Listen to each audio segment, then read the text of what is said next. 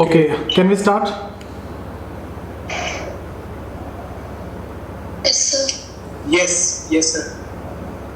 See, the problem with internet, I couldn't fix it even today also, that I will be fixing by Monday. It's actually, they have told that the broadband connection, it will take some time. Lockdown is going on here, so by Monday we will get it ready. Okay? No problem. In case if there's a lot of problem, then you can just send us the recorded video if it's possible. Yeah, recorded videos anyway, up to Durkheim anyway, I have already uploaded, and further this Yes, batch video yes. also I will send that. Yes. Yeah. We may not be able to do more than Turkey by then, by Monday. Yes, and before that anyway it will get fixed. Yes. But So now where can we find the already recorded videos, sir? it is already in YouTube. Otherwise, I will give you this thing. The app is getting ready. Within 1 week, I will give you access to the app also. So even if you are missing any classes, okay, you can watch the videos through the app, because we will not be uploading the videos in YouTube after Durkheim. Only up to Durkheim we will do that. So entire video you can watch anytime. Even we complete our discussion also 1 year, you can watch the videos. It will be available in the app. It is already done. Economy we started completely, but sociology is not yet uploaded. That's why it is taking a lot of time to upload. So that work is going on. Okay. Any doubts from previous discussion? Or generally, if you have any doubt, you can ask me. We have already done 2 topics. We have started off with emergence of sociology, and we have completed scope of sociology. Any doubts? So I have a doubt, sir. Tell me, Pavani. Sir, I have a doubt. Yeah, tell me. First, Pavani, can you tell me first? Is the scope of sociology is widening, or there have any limit in scope of sociology, sir? See, the bad thing or the unfortunate thing is that the scope of sociology is widening like anything, and anything can be asked in sociology now. In paper 2, if you take randomly, you get questions, and you can get questions from any area now. So scope of sociology is widening like anything. I've told you yesterday, even criminology is actually coming under sociology, criminal sociology, psychology of the criminals, everything is now coming under sociology. So criminal sociology, clinical sociology, sociology of health, and the Marxians are going for industrial sociology. See, when you talk, please switch on the mic and talk, and otherwise we can keep it turned off. It will be good, because the noise is coming. Those who are speaking, you can talk in between the class, no problem, but otherwise you keep it silent. Only my mic will be open, so on that will be better. The noise is coming. Okay, what about Pavani, that is the case. Scope is obviously widening. Okay, sir. Thank you, sir. Akhila. Hello? Sir? Yeah, I will evaluate your paper today and I'll give you, okay? I was busy with so many other papers, a lot of pending works over there, so I will get it done today itself and I'll send you. Okay, sir. Yeah. What about other one? One more doubt was there. Somebody was asking. Yes, sir, I have a doubt. Tell me. Yeah, I need a little more clarity, so I can. You are not audible. I don't know it is my problem or from your side. It's audible now. No, not yet okay.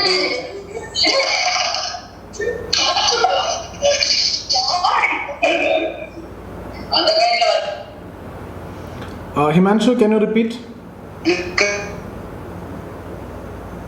It's audible now. Not audible. Am I audible to you? I am audible to you? Yes, sir. You're clear, sir. You're clear, sir. So can you message me, Himanshu, what is your doubt? You can message in the chat. I can see that. Yeah. Hello, sir. Yeah, tell me. Sir, can you please repeat sociology and is compared with other social sciences? Yes. Yesterday it was not audible. Yeah, okay. See, somebody's, this is not mine, this green ink. Can you remove it? It has happened from somebody. So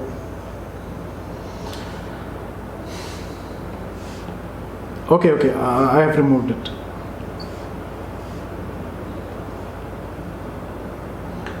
See, when we discussed about comparison with other subject, what I'm saying is we will do that after some time. I was saying the same thing yesterday. We don't want to do it now because all the subjects, just before I have told you, the scope is widening and we are going through each and every subject. It's like sociology is made by using a threading to all the different subjects. There are a lot of similarities with even history also, okay, and psychology also. So for example, when we talk about psychology, okay, so for example, sociology and psychology.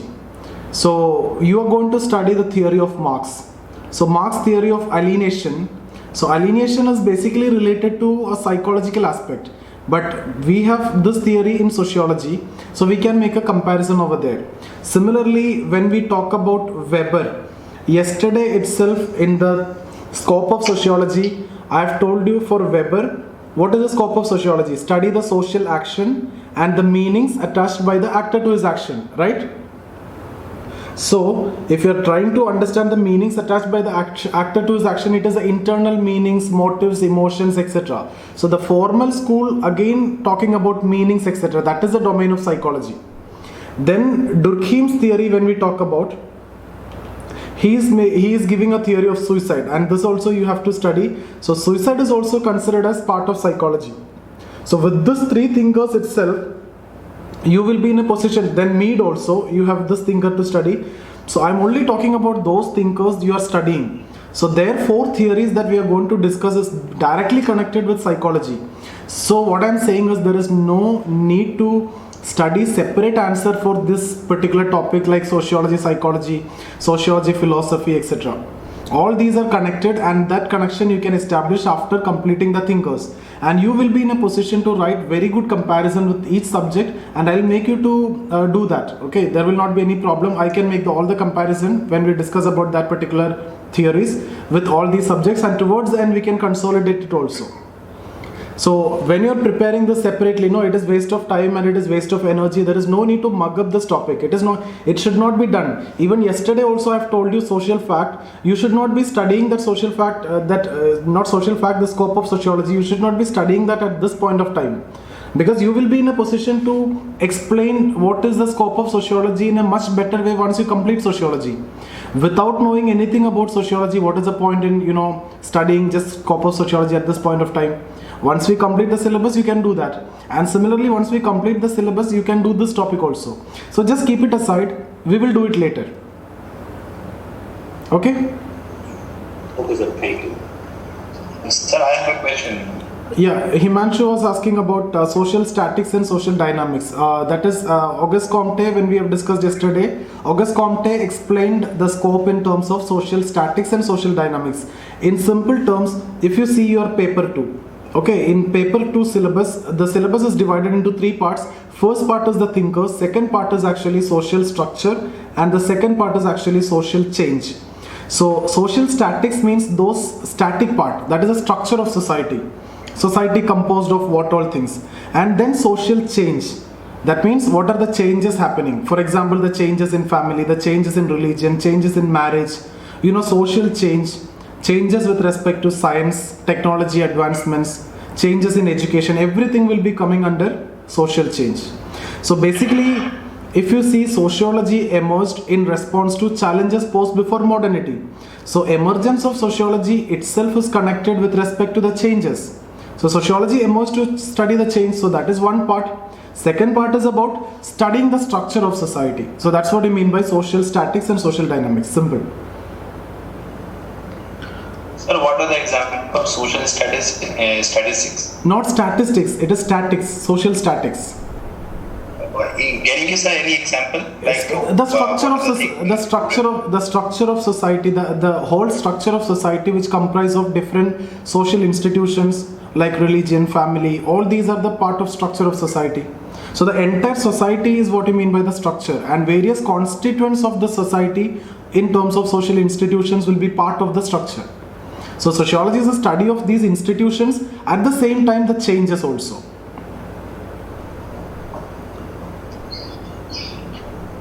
So, sir, you mean to say that anything social is static. Yeah. Okay. The static things that we are going to read and the changes related to that thing that you are saying. That religion is a part. Religion is a structure of Religion is a structure, and the changes which is happening in religion, like secularism, etc., that is social change. For example, That is yeah, academics.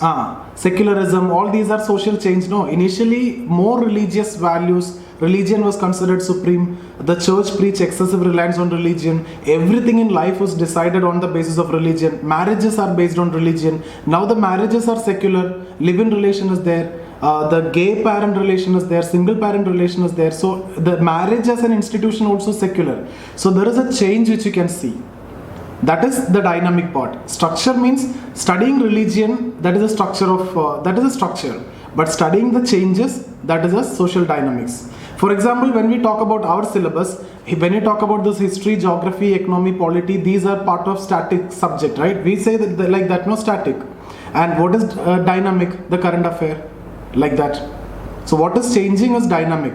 What are the changes in religion? What are the changes in family? What are the changes in education? What are the changes in the overall society? That's what social dynamics. So sociologists should study the changes as well as the structure also.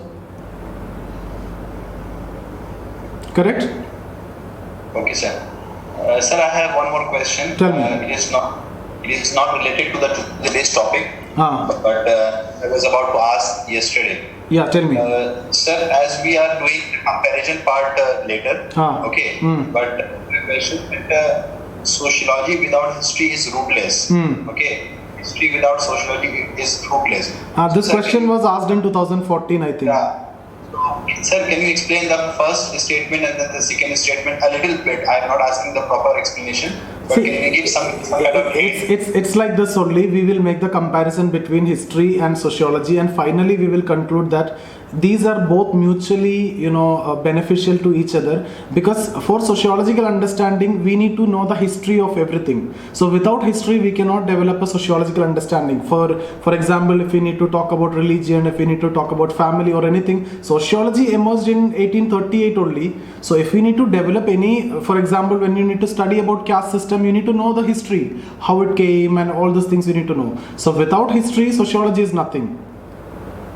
Right? Okay, and So similarly, social interpretation is required for history also, like that you can use in any way, because you are a sociologist and you need to support sociology, so that in that context it is very much subjective. Whatever you want to say, you can say. But what you ultimately need to tell is that history is very much required. That for example, the one of the perspective that we use in paper 2 is Indology. So Indology is actually related to study of India. Even before sociology emerging, this perspective was there. Actually, when the Britishers came to India from 1773, when Warren Hastings started ruling India, to study about the land relations or the land revenue collection and to study about the religion, they have introduced this body of knowledge. So Indology is one of the initial perspective of sociology that is coming from history. So that is the importance, and we will tell. See, there is no relative superiority or inferiority. Both are mutually beneficial.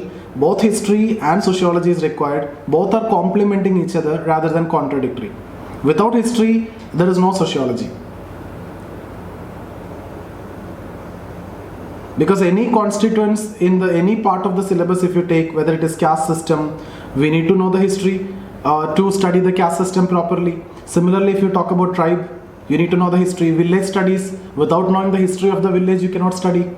So social change also, for studying social change, you need to know the history. So that is how the connection you can develop. And even Marx, even when you talk about Marx, I'll tell you Marx theory of historical materialism. So this is your theory only. You need to study this theory, historical materialism. This is again connected to history. You are understanding the social change in terms of historical evolution, starting from primitive communism to ancient mode of production, to feudal mode of production, to capitalism, and you're also visualizing or conceptualizing socialism and communism. We will study this, but in all these cases you can develop connection between history and sociology. Similarly, when we talk about division of labor, division of labor is a theory given by Durkheim. Here also Durkheim is conceptualizing primitive society on the basis of historical understanding only. So in all the theories you can see extensive use of history, and history is very well interpreted by using sociological knowledge. For example, the way caste is interpreted. Okay, so like that. And finally, if you want to, you can say history may be parochial values, but sociology is a advanced, or so for example, history may promote patriarchy, sociology may promote gender equality. But again, we don't want to go to that extremes. We can say better conclusion will be both are complementary rather than contradictory. Both are mutually beneficial. And that is all about that statement. As per the statement, if you need to write the answer, you need to say both are complementary. Okay, sir. You will not face any problem. See, the only thing is that, I tell you, once we complete the syllabus, this is a guarantee. You will not face any problem with the content. The content will be there with you. In fact, it will be more. It's all about the way you put it in the paper.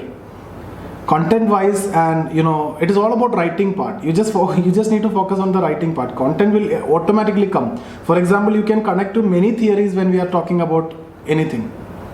All the thinkers, even these thinkers will actually help you in your ethics paper also. I have shown you one example in the beginning itself, in the introduction session. Okay. No problem, sir. Yeah, what else? Tell me. No problem, I have a faith on you, sir. Pardon? No problem, sir. I have a faith on you that I will be able to write the answer. Yeah, okay. So, can we move to today's topic? It is very simple topic, so that's why I had we don't have any problem in spending some more time also. It's very simple topic, sociology and common sense. So if you have any doubts, we can. Yes, tell me. Sir, I have a doubt. Yeah. Sir, I want to know about social morphology. Social morphology means it's about the structure. Again, structure of society. We will discuss that in detail when it comes to the theory, actual theory. Durkheim. It is related to structure. It is like what gives a specific shape to morphology means it's all about that shape. So what gives the specific shape to the society? And that is very much abstract. It is not physical shape or anything. That comprises of the food you eat, the way you talk, the way you interact, the housing pattern. Everything is part of that morphology. Okay, sir. Yeah. Excuse me, sir. Tell me. Sir, there is one question from Sunil in the chat box, and yesterday also he asked this. I think it came in UPSC exam. Which question? Throw some light. Sociology emerged in Europe, grown in America, and will mature in Asia. This is a difficult question. It is not difficult, but once you complete thinkers, you will get some idea when we talk about American thinkers, etc. I'll discuss when we discuss about 3 American thinkers are there, like Parson, Merton, and Mead. At that time, we can discuss more in detail. In Emergence of Sociology, since the syllabus is specifically talking about modernity and emergence of sociology in medieval Europe, we went only with modernity in medieval Europe and emergence. But only in that year, the question was slightly difficult. But still, once you have the good understanding about the thinkers, you will be in a position to answer that question. That, we can answer, I think, after completing the, especially American thinkers, like Parson, Merton, and Mead. Okay, sir. Thank you. Yeah. Hello. Tell me. Sir, am I audible? Yes, you are audible. Tell me. Sir, in the last question that sociology emerged in Europe and will mature in India, can we say that emerged because of the Dark Ages and Renaissance, then scope was widened up in America, and now India being the most mature society or most complex society, it will mature in India. Can this be the structure of our answer? No, it matured in India. Was there any such question? See, there is a question in the chat box, like sociology emerged in Europe and grown in America and will mature in Asia. Asia. Okay. So it was like it emerged in Europe because of the Dark Ages and Renaissance period. Yeah, Renaissance and period. Then the scope was widened up in America. Yes. Like all Merton, Mead, and everybody just contributed to it to widen the scope. Yeah. And now in Asia being a group of complex societies like China and India, it will mature here only because the scope will be so much wider. So much wider, more perspectives. more perspectives will be added to it. This Yes. can be the outline of the answer. That is outline of the answer. But you have to stress more on, Parson, Merton and Mead, especially Parson and Merton. Okay. Because Parson, Merton Yeah, sure. actually consolidated things, and that you might have understood yesterday. They went for integrated approach, and Parson gave grand theory. And these during the time of Parsons, Yes. functionalism was at its peak, and they have taken functionalism to its logical conclusion. So that is why it got almost broadened during that time in America. Then you don't want to discuss too much about Indian thinkers' role. It is actually very limited only. You cannot even compare with any of the European thinkers. But still, for the sake of saying, we can say the scope is there. Obviously, to mature, there are scope. But Indian thinkers, I'm not saying outrightly that the contribution is not there, but we cannot anyway compare it with any of the European thinkers. Okay? Yeah, thank you, sir. Okay. So, can we start today's session? Yes, sir. The topic is sociology and common sense. See, first thing that you need to know is actually the aspect of debate.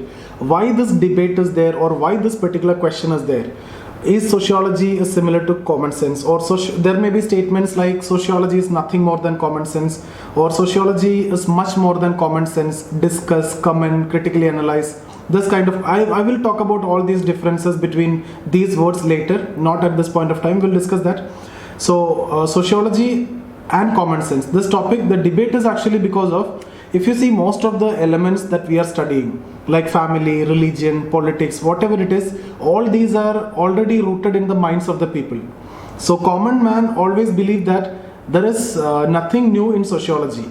What sociology study is quite obvious and which is known to everyone. So tomorrow if I'm saying let's study about inequality, or let's study about family, you will say, what is the point in studying about family? We are from family and we know what is family, what constitutes family, what is the function of family, what is the role of family. Everything is known to everybody. Okay, so that is actually the reason why this debate is there, whether sociology and common sense is same or not, or sociology is nothing more than common sense or not, or sociology is much more than common sense or not. Obviously we will say sociology is much more than common sense, because sociology is based on theory, development, testing, etc. So the outline will be like this. So I'll give you the outline of the answer. So first you will talk about the context that this debate, okay, I hope you understood the context. This debate is because of the basic subject matter. What sociology study is quite obvious. In that context, many people mistakenly believe that sociology is nothing but the application of commonsensical knowledge. Okay, so basically we need to explain the scope very clearly. So you need to delineate both of them clearly. Then you tell what is sociology. So you can say there sociology is the product of theory development, testing. It is based on evidence and reason. Logical inquiry is conducted. Various methods are used, and it all depends on the time and the space of the question. You can talk about different thinkers, their methods, their theories, etc. over there. If not here, at some point of time you can add that. Then you talk about what is common sense. Like common sense is something which everybody carry in our mind. Okay, for example, the conception of gender. So all these are something which everybody carry in our mind, and that is not necessarily true.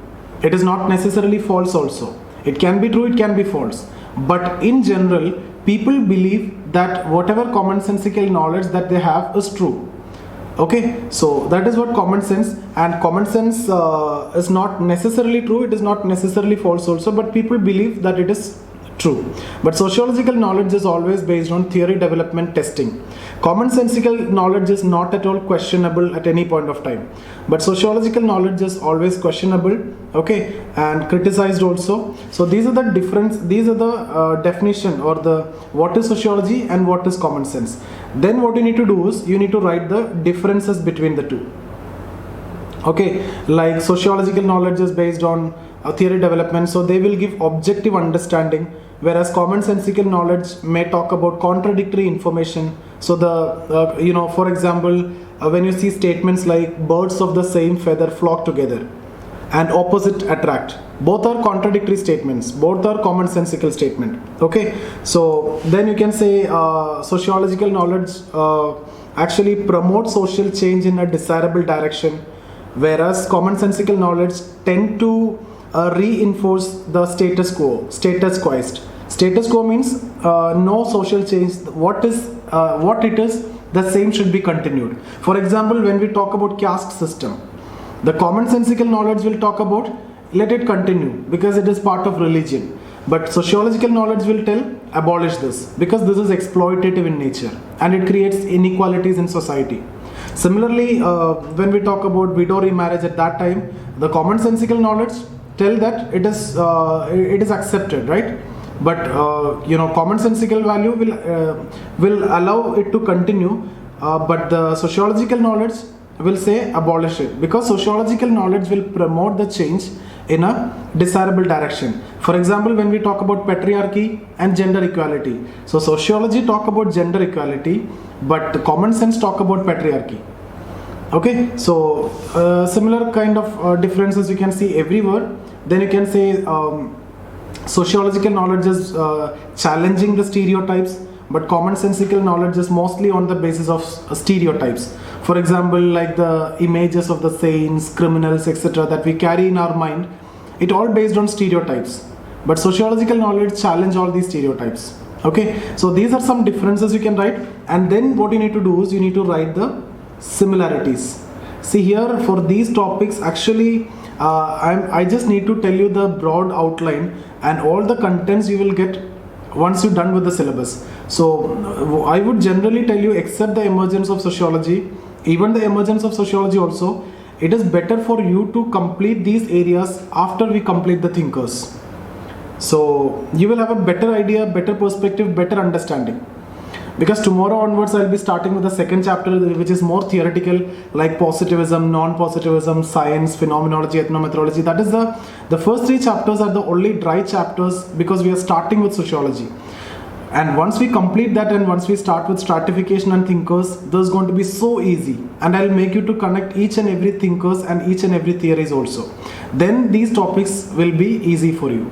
Okay, but here, so here now we will talk about similarity, and finally we will go for conclusion. So what we will write in the conclusion?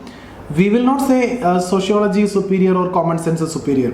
Even see, if you are a sociologist, can you be a sociologist without common sense? Can any person without common sense can be a sociologist? No. So common sense is essential for a sociologist. So ultimately, what should be your conclusion? Your conclusion should be like both are complementary and both are mutually stimulus, both are mutually supporting. So there is no relative superiority or inferiority. So we don't want to judge the relative superiority or inferiority. We don't want to say whether sociology is supreme or common sense is supreme. So that should be your conclusion. Keep an open-ended conclusion and that will be better. Okay, any doubts? We will move to the PDF. With that I can explain more content also. But before that, if you have any doubt in this, yes. I have a doubt, sir. Tell me, Asif. Sir, can we say that a common sense is very much similar to the functionalist perspective?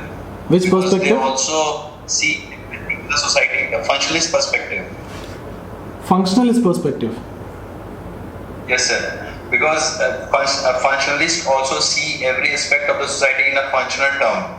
Okay, because everything is giving the benefit. Okay, inequality in the society there is an inequality. They see in terms of the functions because inequality is good. The same thing is doing common sense. Common sense is also seeing the status quo. That if inequality is there, inequality should be there. So we can say that common sense is very similar to the functionalist perspective. No. Do you think a common sense? Can you go and ask to a common man and what he will tell? Whether will he tell that inequality is good? If you could just go and ask to a common man now, at this point of time, you might have read something and you may be able to correlate. But if you just simply go and ask to a common man that inequality, is it good or bad? If you ask to any common man, they will never see inequality is functional in society. Only a sociologist, and even within sociologist, only a functionalist person can tell that inequality is functional. Because inequality is fulfilling certain vital functions in society, and inequality is considered as inevitable and better. It is actually society is maintaining the inequality despite the fact that the governments are taking a lot of measures society maintaining inequality because society requires inequality for the proper functioning of society. Only a sociologist or an academician can make such kind of inference, not common sense. Even within you people also, those people who are attending new for the first time sociology, they cannot say that inequality is functional. So their common sense and their knowledge will only tell that inequality is not good, so we need to go for egalitarian society, like that only. So the freshers here, what do you think? Do you think inequality is functional, like Gargi and all these people? Do you think inequality is functional? Sir? Yes. Sir? Yeah, Himanshu. It will again depend upon the have and if you'll ask this question, it will depend upon the perspective. Haves will say equality is bad, and have-nots will say equality is good, because they are they are underprivileged. They are those who are having the privilege. They will say that inequality is working for the society. Otherwise, we will not get the labor if everybody will be equal. And the labor will say everybody should be equal, because they wanted to have what they are not having right now. Yes, but that is commonsensical understanding, but that is not necessarily similar to the functionalist understanding. Exactly. Yes. Functionalist will talking in front of, by using, there are different, they are making this argument by using certain evidence, reason. Like for example, the main proponents of this theory is actually Davis and Moore. You will study about these thinkers in chapter 5. So they propose this theory. What I wanted to say is that common sense will also depend upon the person you are referring to. Yes. That is there even in sociology also. For example, if you are asking to Marxist or Marx, they will say that it is exploitative in nature, so inequality should not be there. You have to move towards socialism and communism. But if you ask to Durkheim, the functionalist, they will justify that. Even they will, those people who have functional bias, they will try to justify even the extreme abstract forms of inequality also, like manual scavenging. You don't want to justify all those things. You may say that society is made up of different positions, some are more functionally important, so obviously there can be some stratas you can see, then only society can function. But if you try to justify these extreme forms of inequalities like manual scavenging and all, I would say it is a functional bias. Yes. Okay, so these are perspective, and when we talk about common sense, I have a doubt. Tell me. Sir, can you give some more examples or similarities of sociology and common sense? Yeah, we will discuss. I'm moving towards the PDF. So more is there. I just told you a few of the cases. So more is coming when we discuss about the PDF. It is there in the write-up. It is there. Sir, having a doubt. Tell me. Sir, is common sense depend upon the individual perspective, sir? Yes, common sense. But see, common sense, individual perspective, at the same time, the societal influence is there in common sense from the family. So for when you talk about patriarchy, male is considered superior. So these are from the society, these are from the family, or these values are actually inculcated from the family only. So influence of family, etc. is already there in that. Okay, sir. Okay? Yeah. I have one more doubt. Tell me. That common sense differs from person to person. Yes. Okay. Yes. So how can we rely on someone's common sense? Because as you said that common sense is circumstantial. Okay. So it depends on the family of an individual that what would be his common sense. If someone is from functional family, then his common sense would be different from a common man's common sense. So. So that's what I'm saying. You cannot rely on common sense. You cannot depend on common sense. Yeah. That is what I'm saying. But sociological knowledge is not like that. You can depend on sociological knowledge. It is based on theory development, testing, and it has been proved. But compared to common sense, sociological knowledge is better. But still, all these sociological knowledge, all these theories we challenge and we criticize also. And that is there in case of any social sciences. Nothing is objective. So why can't we? Why can't we criticize common sense? Yeah, we are criticizing common sense. That is what I'm saying. Commonsensical knowledge are contradictory. I've told you criticized. I've told you commonsensical knowledge is reinforce status quo. That is actually criticism. Okay, actually, I thought earlier you said that sociology can be criticized and common sense can't be criticized. Okay, yeah, not like see, sociology will be criticized more because more academicians, and it is all about, once you conduct a theory and when you are explaining that theory, people will criticize it. But common sense, you are talking about something, who is concerned about that? Nobody is concerned about that. So here, if it common is, sense is more subjective.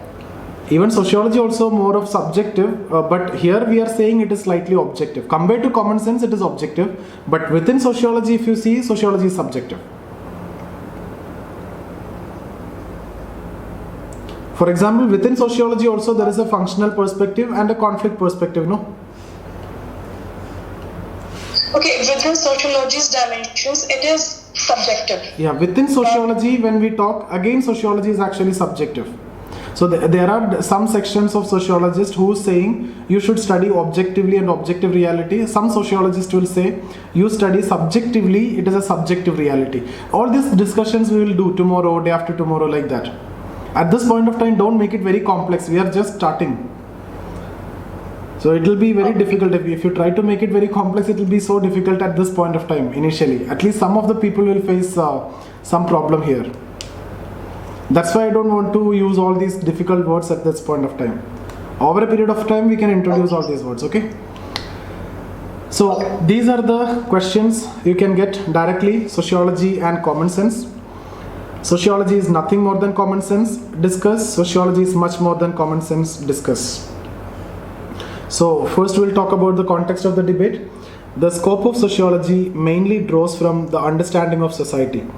The various constituents, this is actually constituents. See, I've told you already, first chapter, I got some mistakes in the PDF. So I will correct it. I'll send it to you. Various constituents of society which sociologists study are rooted in the minds of people. So this is actually society. In this context, many people mistakenly believe that sociology is nothing but the application of commonsensical knowledge. It is often argued that what sociology study is quite obvious, and thus the relationship between the two must be delineated very carefully. Okay, any doubt with respect to this paragraph? It is very simple, right? Commonsensical explanation represent the things that everybody know about the social world or human behavior. So we all carry certain things in our mind and we believe that it is true. These views are in the nature of beliefs which common man carries in the mind. These beliefs may not be necessarily incorrect. It can be true, it can be false. But in general, they are assumed to be true by the common people. The validity of commonsensical view is not generally questioned. Okay, so if Marx is keeping his ideas about socialism, communism, etc. in his mind, it is nobody going to question that. But when he make it as a theory, then we are even sitting here after so many years, 150 years, we are criticizing, right? So that is what we mean by sociological knowledge is criticized. On the other hand, sociological views are in the nature of arguments which are based on logic and reason. They are not simply in the nature of assumptions, but are arguments based on evidence and reason. On the basis of the differences and similarities, or the superiority or inferiority between the two can be examined. Okay, or on the basis of differences and similarities, the superiority or inferiority between the two can be examined. See, this paragraph is basically talking about what is sociology and what is common sense. So first paragraph is talking about the context, second paragraph is talking about what is sociology, what is common sense. Now differences. Sociological knowledge is the process of theory development and testing. Commonsensical knowledge, on the other hand, is just based on assumption. Okay? Then sociological knowledge is based on insights into human society and culture. These insights are often objective and coherent. On the other hand, commonsensical knowledge are not always coherent but contradict with each other. For example, I've given you the statements like birds of the same feather flock together and opposites attract. These are contradictory. Are we okay with this much?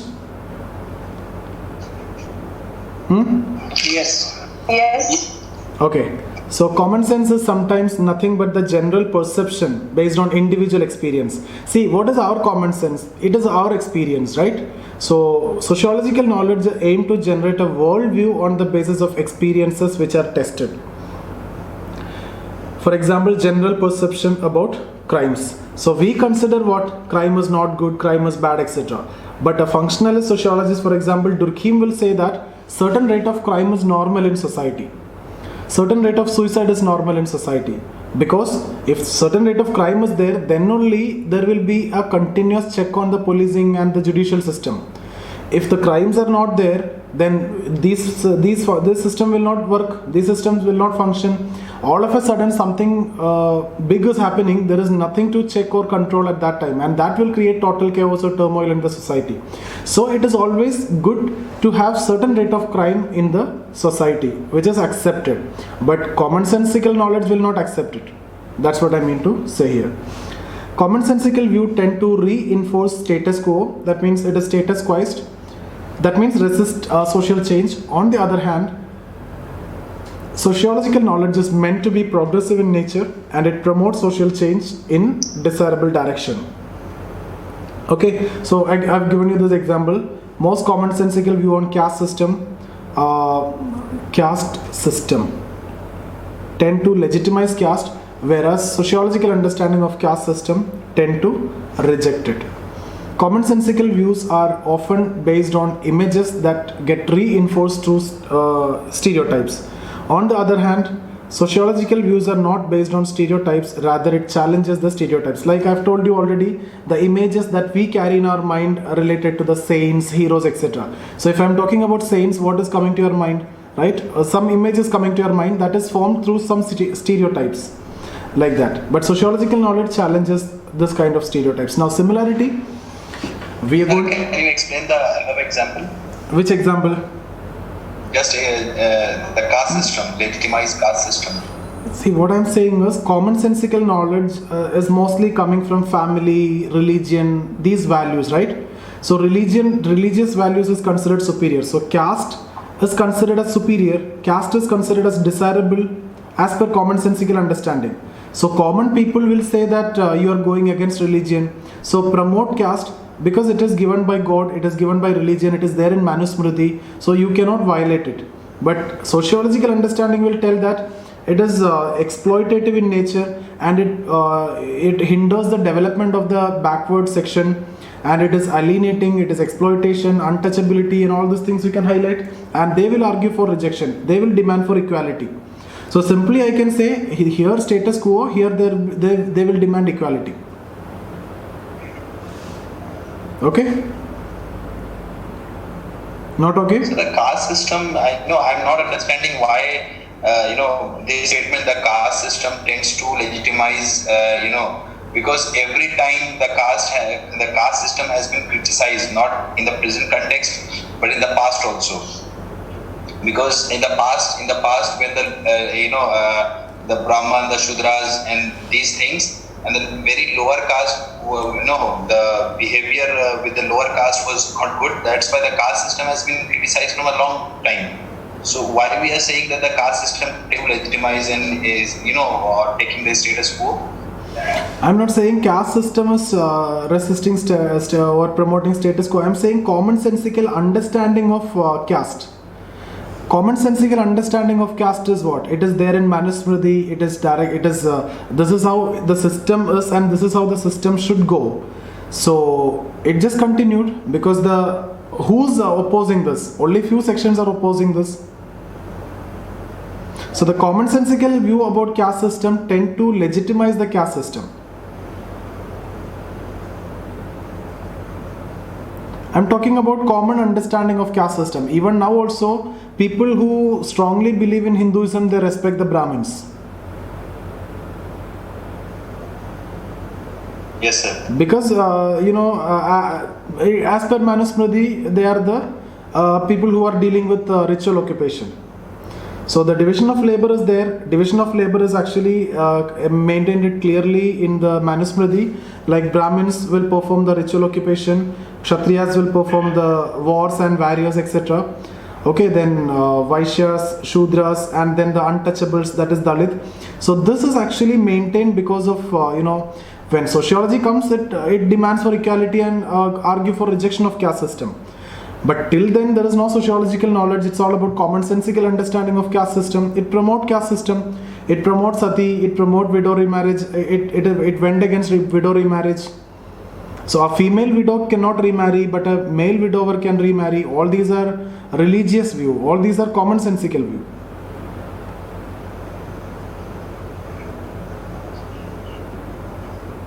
Asif, Yes, sir.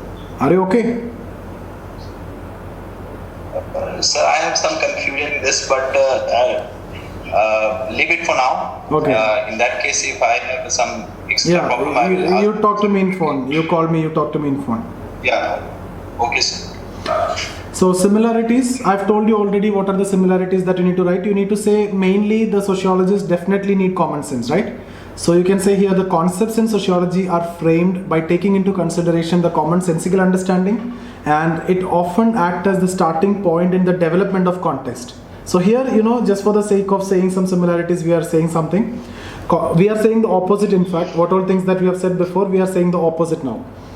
Commonsensical views provide raw material for sociological investigation. The problems or issues addressed by sociology are taken from the commonsensical view. For example, sociology of gender aims at questioning or analyzing the commonsensical view about gender. Now, common sense also help in the development of discipline, as it often criticizes the sociological conclusion, which enriches the discipline. So, see, sociological conclusion will be there, and you criticize that by using common sense. So, actually, that will enhance the discipline, because the sociologists can now modify over the the sociological understanding. So, in that way, also common sense support. Then sometimes sociological knowledge became part of commonsensical knowledge, thereby helping in the development of common sense. Now, this point, if you remember, I've told you in the beginning, at this point of time, what you think and what you see certain social institutions like family, marriage, religion, inequality, all these things, and after completing sociology, the way you are going to see all these things will be entirely different. So I've promised you that you will be writing better essays and you will be giving a better presentation in your interview. That is because the way you're thinking will also start changing once you complete the syllabus. Your entire perspective will change. Okay, that's about that particular statement. Thus, the relation between sociology and common sense is intricate and mutually beneficial to each other. The postmodern theorists even claim that there is no such thing else, the truth, and all other knowledge is uncertain. See, except truth, everything else is uncertain. So you cannot say sociology is certain or sociology is correct and common sense is not correct. Nobody knows what exactly is the truth is. So except the truth, everything else is uncertain. So in this context, the relative superiority or inferiority is actually meaningless. So that is your conclusion. So this is actually, it won't demand, you won't get a long question from here. Short will be expected from here. And you need to reduce what all things I have given here. You need to write maximum in 150 words. So prepare a 150 word answer from this particular write-up which is given to you. There is no need to add anything